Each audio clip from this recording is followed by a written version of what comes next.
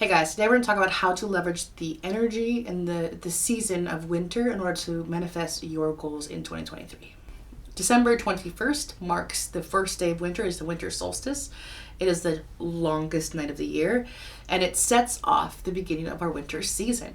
This is an excellent time to begin to align ourselves with the energy and the medicine of that season so that we are in our best position to be co-creating with Mother Nature. Every season has its own energy, and when we are in flow with the medicine of every season, it's like catching a jet wave. When all of the energy around you mirrors what you're doing, then you're in flow with the universe, in flow with Earth, with the ongoing energies. So one of the ways I like to do that is with seasonal alignment. If you've been around my channel for a while, then you already know this. It's like a big thing for me. So we actually put in our actions, like we plant new seeds of intentions in the spring. The spring equinox is when that energy shifts and daylight and nighttime become equal, and that's when you plant new seeds, new intentions. The winter is not actually the time when you start new projects necessarily, although the winter solstice is associated with the new moon. It's also the crone, it's the void. It is many things. There's a lot of things I could talk about for winter, but for right now, we're going to talk about how you leverage that energy in order to make 2023 your most productive year yet. In the winter, we plan and we dream and we rest. There's a lot of things about winter. It's not just as simple, but this is a really big component. You plan, you dream, and you rest. Before you can even plan your garden in the spring, you have to know what you're planting, when you'll be able to harvest it, what your layout is, which plants can go together that are symbiotic. It's also when we take the lessons from the previous year and we implement those things into our next year's planning process.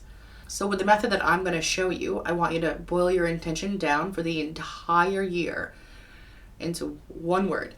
And I know it's really hard. And if you really can't do it, then use a phrase. But a word is ideal. Keep it simple.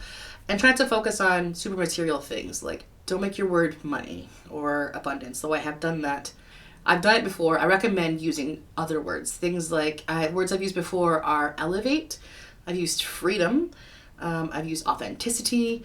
Like, you want to think about a more philosophical goal for what it is you're trying to achieve and what you want to feel, and try to get it down to a singular word. Now, in terms of making inspired action, use your word for everything. So one of the things I like to do is I like to make my password my word of the year plus the year. So I will regularly make I should be telling this on the internet, but no one knows my word of 2023, so it doesn't matter. But I have, I change my passwords every year. So, but I have had my passwords be like elevate 2021 asterisk or something, authenticity, blah, blah, blah. So like use your word as your password or a version of your word as your password plus like the year number, or maybe like a symbol, or like your intention word plus your name, the year, something like that. So you change your password so that every time you type your password in, it makes you think of it, so it's like it's just weeding its way into your brain, and you're actually physically typing that word into a giant matrix system that is all over.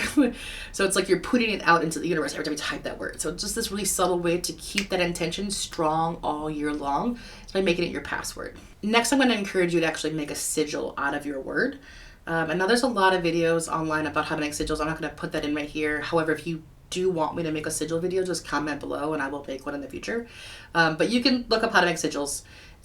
Once you have created your sigil, I actually put my yearly sigil on my windows with like window markers all year long, and I'll do it on the full moon pretty consistently. Like I'll wash them off and then rewrite them on the full moon if I'm in town and I can consistently remember to do so. But I recommend putting your sigils on your windows.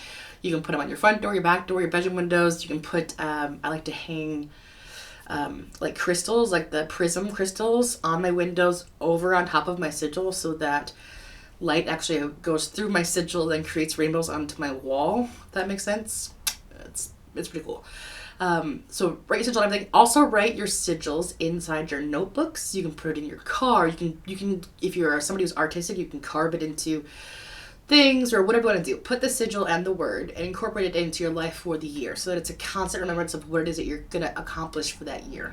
So that's your intention. Now, planning and rest is also a big part of the energy of the season of winter. It's super, super important to do this because when spring comes, you want to be ready and you want to spring into action. So you want to spend time actually planning out as much as you can. Like, conveniently, this is the time of year when planners and journals and stuff are readily available everywhere. It's time for new planners, time for new journals, time for new pens and highlighters and notebooks and whatever. Like, it's a time to rejuvenate those supplies. If you need to make a budget book, make a budget book. If you need to make like a bullet journal, make a bullet journal. If you need a planner, get a planner. But like, get those things and spend the time to plan out what it is you want to accomplish this year. And this shouldn't be done like in a day. Like, this is your season. Like, through winter, you want to be doing your research, figuring out how you're going to do it, like making your step-by-step plan. And you also want to be resting, like really taking the time to rest and nourish yourself, because when spring comes and you plant those seeds, it's going to be work and work. And then in the summer, like the summer energy is literally work energy. I mean, it's also play energy, but that's when that's when growth sprouts, really quickly, and there's a lot of it. So spring and summer are going to be really, really energetically taxing for you if you really bring your manifestation into its full form. So you want to make sure that you're well rested throughout the winter so you're prepared for that. And make sure when you set your goals that they really walk the line between ambitious and realistic. Like, it should be feasible, but like, oh, I can do it, but man, that's a stretch. That's going to be hard. Like, you want to know that it's possible, but you want it to be like max of your goal. That's what I recommend. Like, make it ambitious, but make it something feasible. This is also a good time to set all of your goals, not just one. Like, you have a specific intention, sure, but you can break that up as well into different areas of your life. You can have your personal goals. I mean, the season of winter is all planning. So personal goals, financial goals, social goals, work goals, like whatever your goals are, break them all up and get it all planned. Write it. This is where like scripting actually comes in handy. You want to spend that time in the winter. Winter is when you do these things. That's the energy of like the plants are dormant, the bears are dormant, everyone's resting and planning and getting ready for the following year. That's what you need to do as well. Like I said before, when you actually mirror the natural environment, the entire planet, and what it is doing, and following the natural rhythms of the earth, you are catching a jet wave. You are aligning your processes with the rest of the energies around you, so it's never in conflict. You're co-creating with Mother Nature, which is a hell of a partner when you're trying to manifest. So you want to really spend the time in the winter. I know it's not what you want to hear. You want to hear like, how do I make my dreams reality immediately? You fucking don't, okay?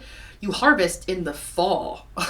That's when you harvest. You plant your seeds in the spring, and you play and work in the summer, and you harvest in the fall, right? Like, there's some other things too. There's lots of caveats, but regardless, that's the core message. In the winter, you plan and you rest. Winter is also fantastic for shadow work and going within and doing that kind of healing. I will be posting some shadow work content around Imbolc, which is the midpoint of the winter season. So if you're not subscribed, this is a really good time to hit subscribe and the notification bell so you get notified when I make videos. I will see you guys next week. And in the meantime, happy winter solstice.